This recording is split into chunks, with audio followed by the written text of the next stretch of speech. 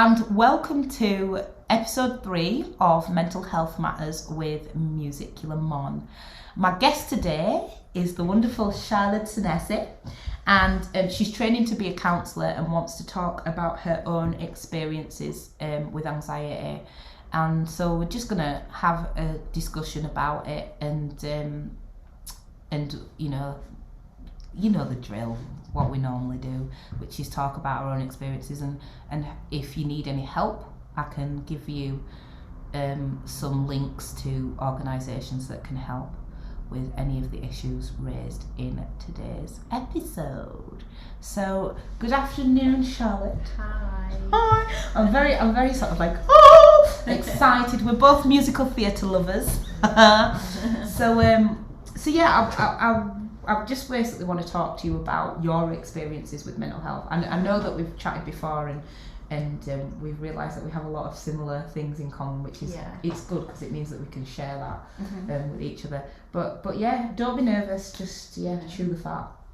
Yeah, well, it's funny because you say the issues raised, and I always while we're training to do hypnotherapy at the moment, and all the things that seem to come up, I'm like, ooh, that's me, and I feel like my list is like, it's so long, you can never cover it all. Because it's stemmed through my whole life, like from being sort of sick, as far as I can remember, like 6 years old. I suffer from anxiety. We didn't know it was anxiety then. We didn't know it was like panic attacks and anything like that. When I was dancing, it kind of stemmed through that. That's where I can remember, really. And it used to just be remotely dancing, just that really. And then as I've got older, it's kind of stemmed out into everything. To the point where I can deal with it.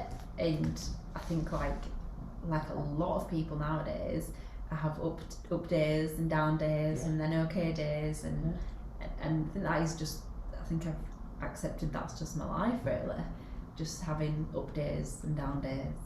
Yeah. That is something as well. I think that anyone who has any form of mental illness or mental health issues, they normalise it in the sense that literally what you've just described, I have up days, I have down days. This is my first up day this week, whereas Monday, Tuesday, was down. I was like, I want to sit in my pyjamas, I don't want to do anything. And it's interesting that, like you were talking about when you began to notice this anxiety coming through, and you were saying that it was to do with your dancing. So you performing, your dancing was your trigger for your anxiety, or part of your trigger, because there's obviously other things that that can set off trauma. And it's interesting because, like I said to you before, one of my friends had said that for a lot of individuals with mental health issues or mental health illnesses, is that it's all, quite a lot of it stems from childhood trauma or something that happens as a child, and it doesn't start to manifest itself until it's like in teens. I know with my trick it didn't manifest itself until I was a teenager, and that was the hair pulling. And because I was being bullied as well at school, there was a lot of that. I mean, did you find at school that your anxiety was triggered? Everything seemed to be okay at school, to be honest. There was little things. It's quite strange, really. I don't think I've ever met anyone that is in a sort of a similar way to how my anxiety works or worked. It would be something silly like being stood in the middle of a room, or in assembly, for example, if you have all the chairs out. If I sat on an edge, I was okay, because that was my comfortable, and you weren't even getting out of the room really. It probably was, somewhere in my head getting out of the room. But if I was sat right in the middle of a row, in the middle of that auditorium, it would just be I'd have panic, and I think that's quite a normal thing actually for people going to theatres or cinemas. I think, but that's where I used to get it. Waiting in the lunch line, if I was stood at the front of the queue, near a wall, I was fine, but if there was a long line in the middle of the room, it was that feeling of like, And it sounds so strange, but that's what I can remember, and that is what it felt like. And it was that feature, the feeling when you're going down the roller coaster. Yeah. That's what I used to get in my stomach. Oh, and wow. When I was little, I used to go, my tummy's going funny. And that's what I used to say. Yeah. And we didn't know what it was then, you know, how many years ago now. That's intense. So and to not know what it was. So, when I got older and I've learned what it was and I've had help for what it was, it's got easier because educating yourself about your own issues, it helps you. Yeah. But it was scary. It was scary not knowing, or thinking I was like the crazy one, or thinking that someone else. Oh, that you're isolated and you're on your own. Yeah, and that everyone else was just fine and they were just getting on with their lives, and I had this crazy things going on in my stomach and my head. Like, just listening to you talking about the feeling of there's a lot of things that I can relate to you about that. Not so much the butterflies in my tummy. Mine was the release that I got from pulling my hair out. But in those situations where you're anxious, just putting your hands in your hair and just tugging and you just keep doing it until you come out of that situation that's made you anxious in the first place. And then it all settles down. So it's a bit like meditation, but it's a coping mechanism. Like, and that's the interesting thing about, like you were saying, you've educated yourself to know what your triggers are and know, okay, rationally I'd be fine. I know that my mind's going away with it and I'm worrying about this. And you can actually telltale the signs.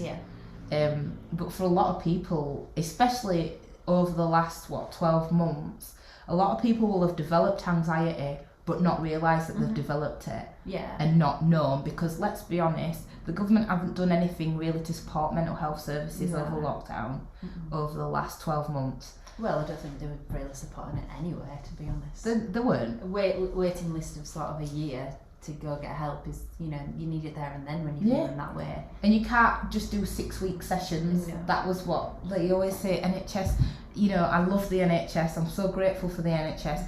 I'm really annoyed that the Conservative government is selling it from under our feet whilst we are locked in under a global pandemic. This is what they were waiting for. Anyway, this is not a political podcast, Monique. This is not a political podcast. This is about mental health. But it lends itself to the discussion, because had we have not been in such a diabolical circumstance, which is out of our control, for a lot of people with anxiety, they worry about things that are not in their control. That's I can categorically say I always worry about things that I have no control over. But over the last 3 years of being in therapy, I'm recognising those behaviours, and I know, what is the guy driving a car into the place across the road? That's got nothing to do with you. That's out of your control. Why are you trying to control that? Or the fact that I've got landlords that don't want to do their actual job. That's out of your control. You, like you were saying, you can't force someone to be how you need them to be. That's out of your control. So you need to stop worrying about it. And for quite a lot of individuals over the last 12 months that have been affected, whether it be their businesses or they've lost their jobs or they've lost loved ones, and they have these thoughts of panic and thoughts of anxiety and they're worrying, I think my advice would be to try and talk to somebody about it. And I know, there are a lot of people that, the idea of talking to someone is like their worst nightmare. They would rather just dig themselves a hole and lay in it rather than talk to somebody. But it is really important that you share that load. Somebody on my Facebook posted something about suicide versus suicidal thoughts. Which I know that's gone from anxiety, but the points on it were that when somebody has suicidal thoughts, people assume that or get annoyed. Oh, just get over it, or stop moping, or things but like how that. quickly could that turn? Like, it could turn so fast. I know. And then you see sort of people on, you know, celebrities, which they're in the public eye, aren't they? And you think, how you know, they seem so bubbling. All it takes is that one split second. Yeah. That, you know, and I'm sure if they were here today, they'd say they regretted it. Yeah. You know, it's so sad. It is really, really sad. And I actually, you know, I've been there at a point where I've not wanted to be here anymore. And I have to say, unfortunately, one of those times was during lockdown. Yeah. At the start, I'd lost a lot of my work. I'd had a really upsetting experience with someone that I made friends with really, really quickly, and I really admired them, and I really liked them, and it all went bad, and this person was very manipulative at the time, and it just made me feel like they were calling me all of these names, and I actually started to believe that. Yeah.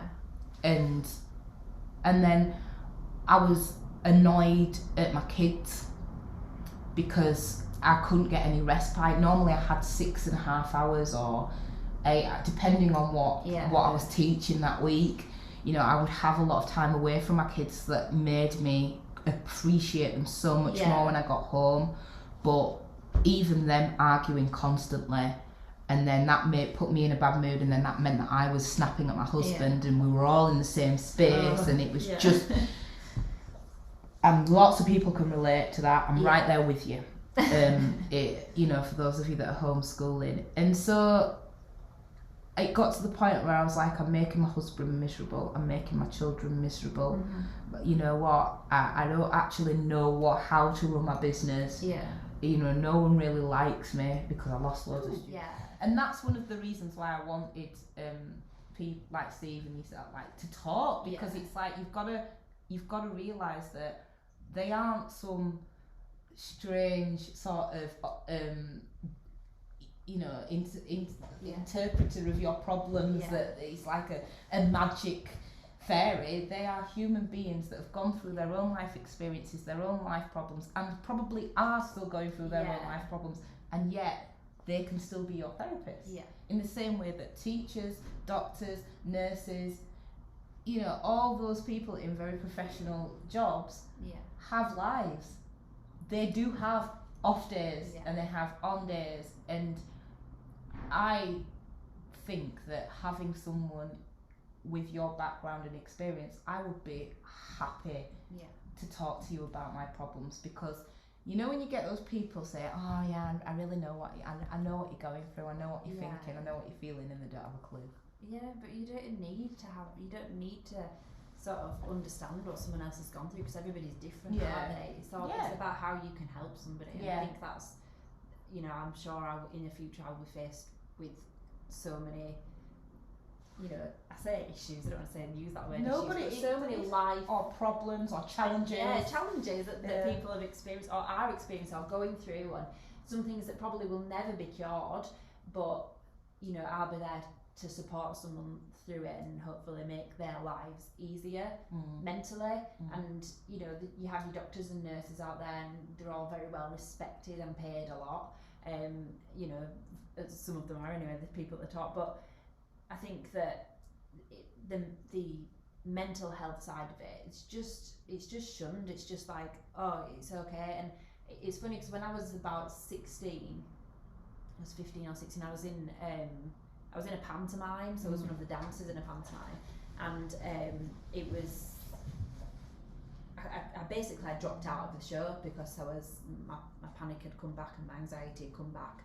I couldn't go through a dance without having a panic attack, so the curtains opened and certain dances would trigger it, certain points in a dance would trigger it. At the end of the dance, if I got through it, I was fine. I could then move on, you know, it'd be like a breath of fresh air afterwards. But yeah, and someone had come to watch one night, and my mum knew them, and they must have said something to Mum, like, or they must have known, or they could tell that I was having a panic attack, and she'd say, she's having a panic attack on the stage, and I don't know what I looked like or what I was doing. I couldn't even think. I probably carried on with the dancing. I probably like couldn't breathe kind of thing. Anyway, I ended up pulling out of that show a few days into it, and there was another girl who broke her leg. She was a dancer. She broke her leg, and she couldn't take part in the show. And she came to the show to watch, and they were all lovely towards her. And oh, sorry, you couldn't dance because you broke your leg. Yeah. And I dropped out because of my mental health issues. Yeah. And my mum went to pick my stuff up, and my mum was made to feel like my mum's like the nicest person you could ever meet.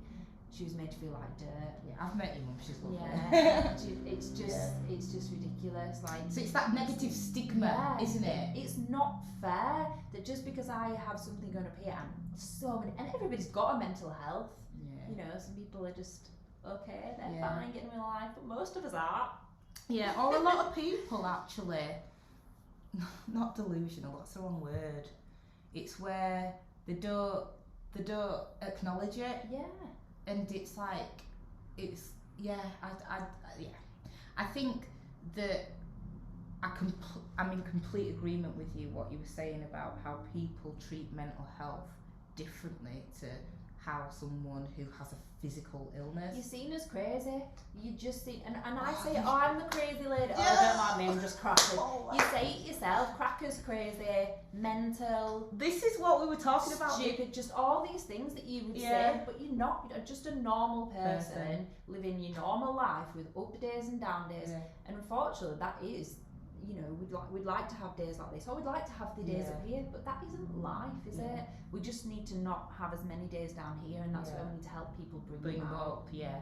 Well, it's funny that you've lit everything that you've just said we talked about this in the very first episode, because there is that negative sort of, like, for example, not working from, but the main reason why I wanted to work for myself was because I started to have more days where my mental health, I could not sit in front of a class of 30 and teach in the mental state that I was in. Yeah.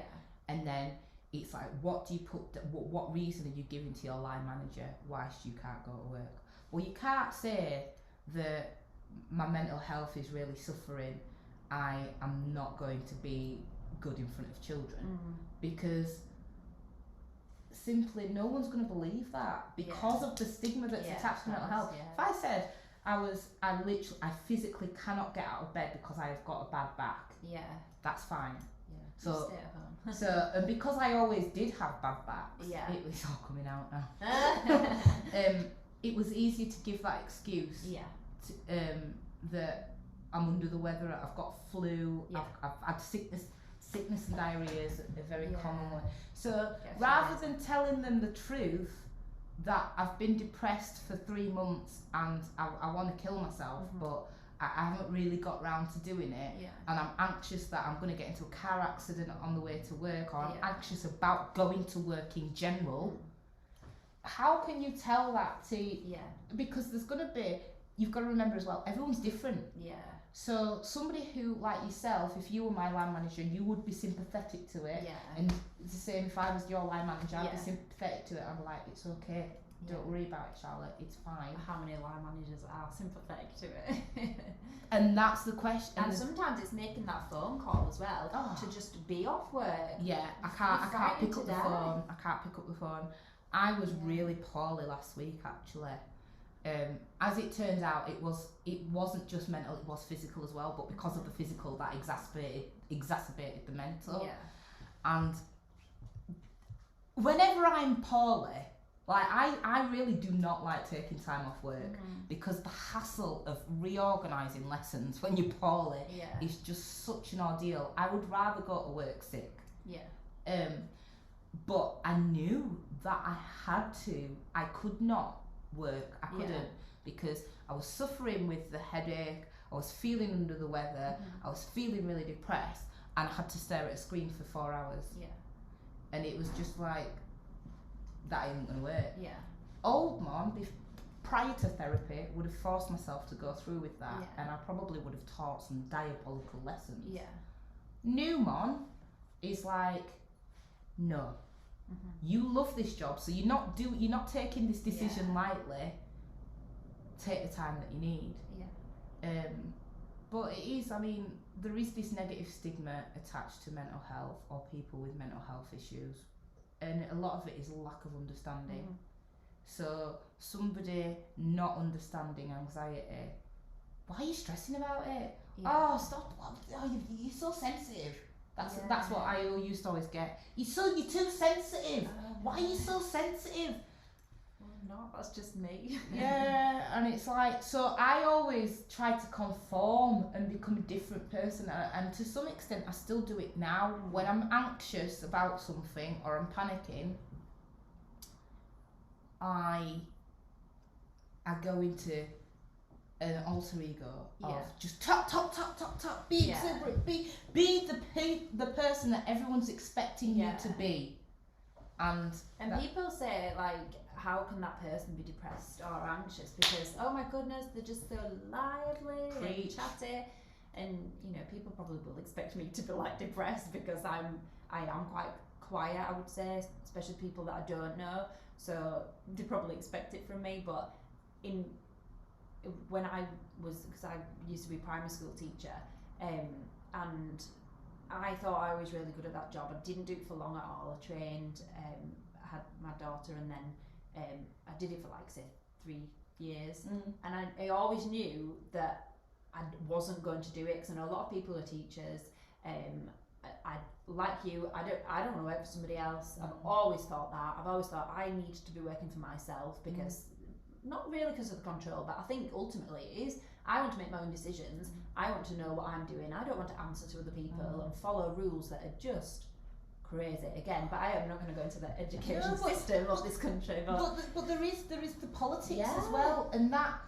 So for someone who sees something that's wrong, and you say it's wrong, but there's ramifications of you speaking your mind because that's not PC. And it's like... Yeah, and with being a new teacher as well, obviously you're just expected to get on with it. And don't grumble, just get on and do your job. In my opinion, for me, you can't be a mum and a teacher. You can, there's people that are doing it, but something is given. You can't do it all. And Megan would have been affected, my daughter would have been affected, so and I fell pregnant whilst I was a teacher, and then I lost a baby whilst I was a teacher, and I 100% blame the stress. And no one can prove that it was that, no one can prove it wasn't though. But you know in your heart. I know that I was taking on too much, and it was and I wasn't supported enough in my job either. People will say they were supportive, but they weren't supportive, and that's why I left teaching, and so I could have another baby, and now I've got my other baby, and that's brilliant. You're so adorable. It's so cute. Both your babies are cute. So might go back into the classroom in many years to come. Who knows? Go as a consultant, as a free. Well, that's what I'm planning to do. So I want to be, I want to help children, and I want to help teachers because they need it. They mentally need it, especially after all of this that's gone up. Like, to be honest, I would not be surprised if the anxiety levels of teachers are in the 90% plus. Because I have a lot of teachers in my family. My mum is a teacher, and like, I admire her so much. I could not do her job right now. Even though I'm a music teacher, I get to set my own rules and set my own, like, working hours and things like that. Whereas my mum, she's always working. Always. At home now, everyone's saying, the kids are not at school, so teachers mustn't be doing anything. Are you kidding me? They're doing 2 jobs at the same time now. They want to go back to school so that they don't have the workload. And that is a lot. And you know as well, I think primary is harder than secondary, only for this fact. When you're secondary, you can choose what subjects you teach. In primary, you have to teach everything, and that's why I couldn't do primary. I always wanted to be a secondary music teacher. I mean, I miss the children. Like, I miss them so, like, not just those children, but teaching children, being around children in general. Like, I miss it so much. But I've got my own. Let's set That up is our what own I used to school. always say. You know? Charlotte, let's set up our own school. Honestly, we could do it. We'll just sing all day. Yeah, we'll have music, we'll have performing arts. You could do the you know, the stuff that they need to learn. Oh no, that the government says that they need to learn. And no, I would happily set up my own school with you. But yeah, going back to the anxiety of teachers right now, I want to hear from teachers. I do. I want to hear from teachers all the stresses and the strains, and how this whole last 12 months of lockdown has affected your mental health. Because I know from my experiences working in school, my mental health was impacted negatively, and that isn't through. I'm not pinpointing anything at anyone, but the experience itself was very, very stressful. So I would really like to hear about other teachers' mental health experiences, and yeah, I'd love to do an interview with you. In terms of what it is good as a therapy to help you through your anxiety, I mean, one of the things that has helped me with mine is to recognise when I used to always panic. My husband's really laid back. He's so laid back, he's asleep. He won't mind me saying that. And so one of the things that I used to panic about was whenever he used to work quite far away in East Yorkshire, and at the time there was a lot of accidents on the M62, so my natural worry was, is he going to come home? Yeah. And if he was late, because he used to do late shifts, if he was late, he's not coming back until 12 o'clock, 1 o'clock. This was years ago, but I remember vividly having panic attacks about that. Yeah. And then there was one time where he went to visit his parents who still lived in Nottingham at the time, and like when I think about it, I can't speak. I remember how I felt, and it's made me speechless. And I was crying, I was screaming on the phone down to him. And I was I knew I was having a panic attack. His dad had to drive him back from Nottingham up to Huddersfield in the middle of the night. Thanks, Dad. And then just when we had kids, if he's walking with the kids and they're too close to the road, I'm like, Ruben's gonna step out, or Mia's gonna step out. And I see these children with the parents, and I'm like, why? Oh my god. And my poor kids. And it freaks me out. And then I've got to remember that this is my anxiety. Yeah. This isn't like, Ian is a brilliant dad. He's not gonna let anything happen to his babies. Yeah. If he says to Mia, you go and run off, he's got her back. He's watching her. Like, and when you're not there, like you won't be thinking about it anyway. Sometimes you think, have they done this? Have they got this? I do think about things like that, but I know that they'll be safe with it. Yeah. But it's those sort of thoughts that people don't realise. That's anxiety. That is my daily life. Yeah. I go upstairs on an evening and I can't check on my two children. I have to send my husband in to check on them because for reasons we don't need to say. That's what I think. Yeah. Every single night, every night of their lives, that's what's happened. I can't go. And then I say to my husband, did you check on Megan? He goes, yeah. I go, what was she doing? And that's what I said. He goes, she's flying around the room. Yeah. You know, we make a joke of it, but I do that every single night for both children. And I go, were they all right? What are they doing? Well, obviously they're asleep, but that's what I need to know, I need to know they're still breathing. That's what I need to know. But I can't go in there first. I want to ask you a question about how did your partner deal with your anxiety? So I wanted to ask, does your husband now make accommodations for that? I mean, the fact that he checks the kids every night, he is doing, because he knows that that's something that you need help with. I think he probably does a heck of a lot of things without either of us even knowing that he is humouring me. But there's so many times that we I'm divorcing you for this and that for whatever reason, and it will be blamed. Sorry. I'm not laughing at you because I think it's funny. It's because well, just break up then. Yeah. Well, why don't we just call it quits? And he laughs. He goes, and I'm like, what, you think I'm funny? You think I'm joking? Yeah. And it's like, no, Mum, no.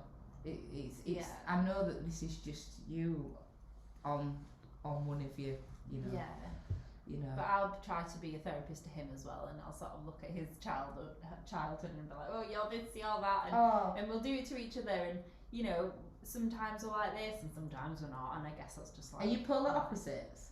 Complete opposite. Like Kevin is laid back and he gets things done. He's organised. Gosh, that's like Ian. And I am. Them two need to get together and just like have therapy with each other about having us as wives. Yeah, definitely. I mean, everybody knows I am like Charlotte the crazy.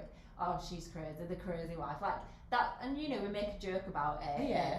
Poor Kev has to put up with me, but I put up with him, and there's so much that I put up with him as well. Yeah. Like. Yeah, but I think it is, like you've said, little bits that irritate you that you can't just be like, you know, just ignore.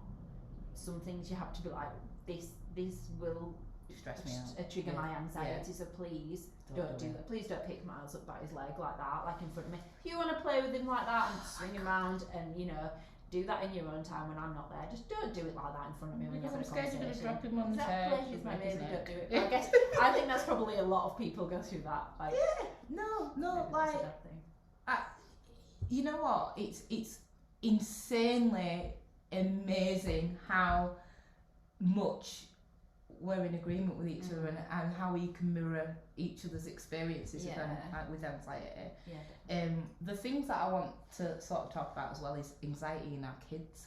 Mm-hmm. Like, I've noticed that my daughter gets anxious over, like, so the thing that we've been having, the problem since before Christmas, sleep. Mm-hmm.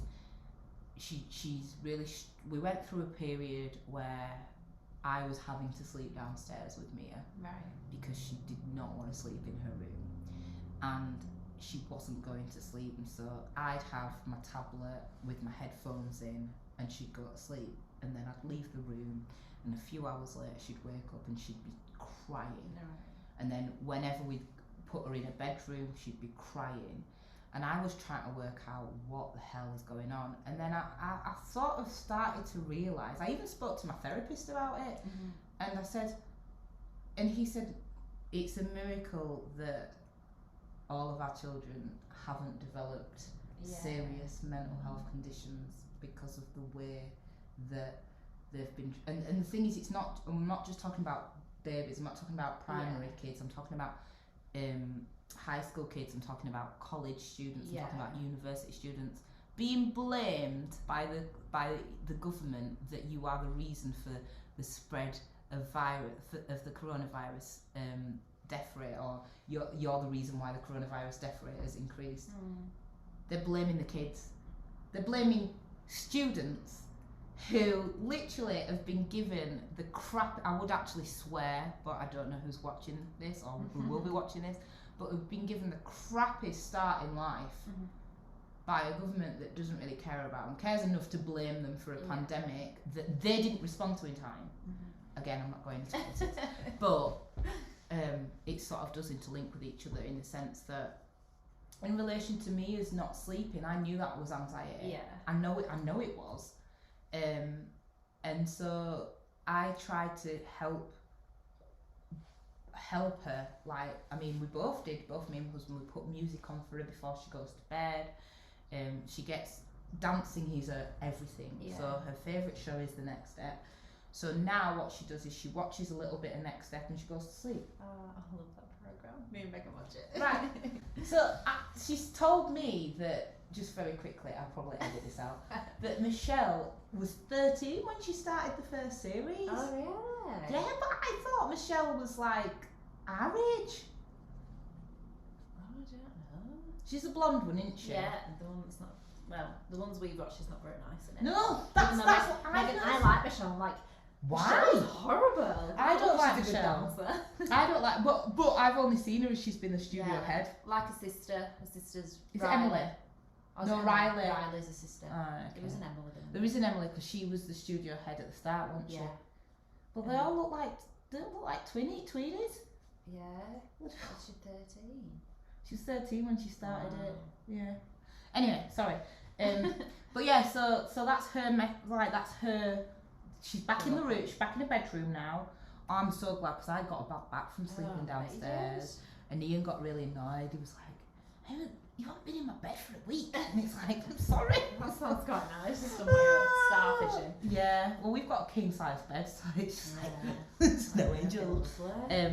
But yeah, I think that if you do like one thing that I've noticed is to try and explain to them why they're feeling. Yeah, they need to know. They need to know that what is going on now, isn't normal. You know, it's become, people say, the new norm. Well, you know, might be that we will have to wear masks for quite a while, or we have to do this and we have to do things slightly differently to what we have done before. Yeah. But, you know, the children need to know that they will be okay. Yeah. And that's it, really. That they need to know that. And lots of children will be affected differently, won't they? Yeah. So other children won't even notice.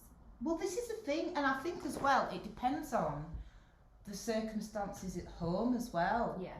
If they are surrounded by a family who doesn't talk about their frustrations or their mental health challenges, they're not gonna be likely to talk about them. And this is the thing we've been saying for so long. We need to normalise mental health. Well, yeah, we do now because our children need to do that, and we need to do it for them because all of them, whatever age they are, going from sort of, you know, even from Megan's age, she's 6, she's nearly 7, and she had meltdowns, she's had tantrums, just crying uncontrollably. She misses her friends so much. You know, we've done a few Zooms with them, like, you know, it's not the same though, is it? It's not the same. No, she just misses that other child, or even her teachers. Like, she misses them so much because they're the people that she spends every day with, and poor thing has to spend it with me every day.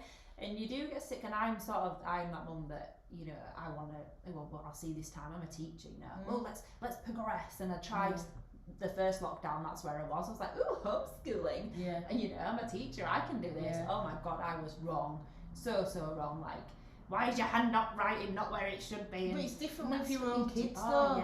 And that, exactly that, what you've just said, the thought of, oh great, I can get to teach the kids and things like that. I was rubbish at it. Hands down, I gave it over to Ian straight away.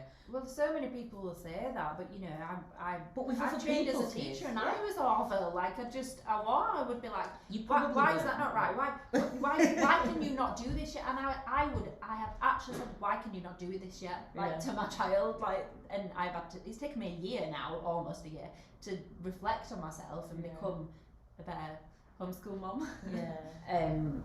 I probably should meditate more for the way that my anxiety works, because it just comes like this during the day. Yeah, it does. I mean, you don't find the time to. You can't. Like, literally, it's the thing that you have to literally have no one in the house to do. Yeah. I like doing yoga, but I've really struggled these last couple of weeks because I've been not well, and C, just the motivation to get back into it once you've had a stop. Yeah. But I find that quite meditative, doing some yoga. But it's a similar stuff. Yeah, it's because you're releasing those positive endorphins when you're running and things, and that is often, like, I have to take serotonin inhibitors. Alright. To stop my anxious. So even now my anxious thoughts are quite. I have to take sertraline, which is serotonin inhibitors, which stops your brain from going all over the place. But I remember when I was going to the gym and when I was running, that helped massively. It's amazing. And I could actually lower my dosage of my medication. I mean, it's crap that all the gyms are shut because I love swimming and I love going to the gym. I think that's the hardest thing, because a lot of people go, oh, I don't run, I can't run. But well, anyone can run, but if they go to the gym, or like you said, they do their little things. Even meeting friends to walk in the park, like, are you allowed to do that now? I don't know. We can go for a run. It's fine. Yeah, or go for a walk around the park, because that's what my mum's been doing with her friend. Spend tomorrow doing it. But do you want to talk about any anxieties that you have? No. Why? What's it like having a mum that has anxiety? Fine. That isn't. I'm glad you could. That's fine. No, explain why is it fine? Bet you ask Megan, she'll say Because something. I'm used to it. But why are you used to it? What did Mummy do when you were younger to help you get used to it? Cry. Is that what I did? I just cried. Yeah, on the phone call to Daddy. What about you, Megan? You remember things so much, don't you? Like, there'll be so much that Megan will remember because it was so raw. What? What do you think about Mum having anxiety and stress and things like that? What did you say to Grandma? You What can did be you want for honest, Christmas? it's fine. No, it was my wish. Oh, was it a wish? Christmas wish?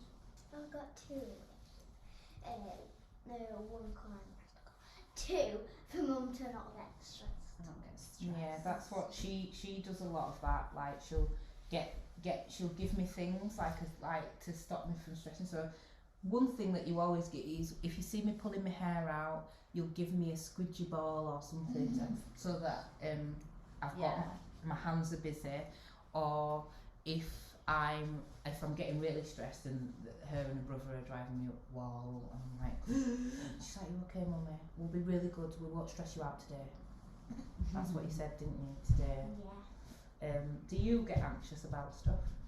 Do you get worried when I talk about anxious? I'm talking about worried. Except for in. Oh yeah, so we were in a car Absolutely. accident in September.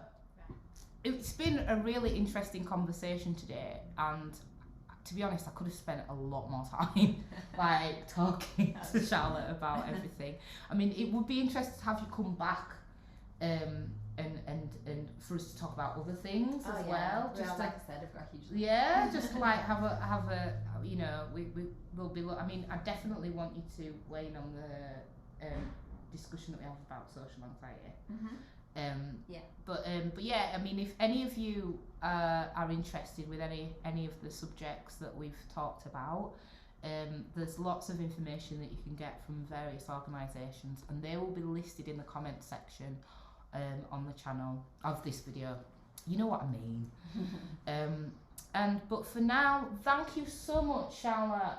I could talk to you for hours. If only I could freeze time.